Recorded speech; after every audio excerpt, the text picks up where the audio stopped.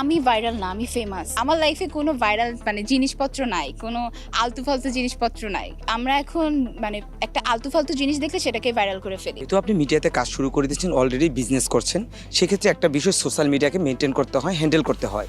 ওইক্ষেত্রে অনেক বিষয় আছে, বিষয়বস্তু আপনার ভাইরাল ইস্যুতে চলে যায়।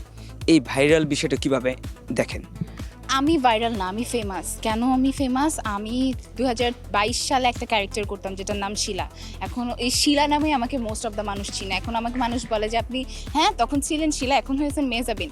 ব্যাপারটা হচ্ছে আমার ক্যারেক্টারের নাম তখন ছিল শিলা, তো ওই নামে এখন আমাকে সবাই চিনে। এখন যখন আমি বলি যে আমার মেহজাবিন, কেউ বিশ্বাসই করতে চায় না। সো ফেমাস আর ভাইরাল দুটো অনেক ডিফারেন্ট জিনিস। আপনাকে বুঝতে হবে যে ভাইরাল কোনটা, ফেমাস কোনটা। আর এখনকার যুগই হচ্ছে ভাইরাল। তো আমরা এখন একটা আলতু ফালতু জিনিস দেখলে সেটাকে ভাইরাল করে ফেলি। আর সব থেকে বড় কথা, আমার যেটা ভালো লাগে, আমার লাইফে কোনো ভাইরাল জিনিসপত্র নাই, কোনো আলতু ফালতু জিনিসপত্র নাই। অনেক এরকম আমি অনেক ইস্যু নিই যে হ্যাঁ আপনাকে ওর সাথে দেখলাম, আপনাকে এর সাথে দেখলাম, আপনার বিয়ে হয়েছে, হ্যান ত্যান প্যান, বাট আনফর্চুনেটলি তারা প্রুফ করতে পারে না, কোনো প্রুফ থাকে না। আর এআই এর জামানা, তো এই জায়গাটা একটু ভয় লাগে। সো এআই দিয়ে আপনি একটা মানুষকে হুবহু সেম বানাই ফেলতে পারবেন। সো এই একটা জায়গা থেকে তো ভয় সবসময় থাকে, বাট তারপর আলহামদুলিল্লাহ এখন পর্যন্ত আমার নামে কোনো এলিগেশন নেই। শিলাকে কতটুকু মিস করেন? অনেক অনেক মিস করি।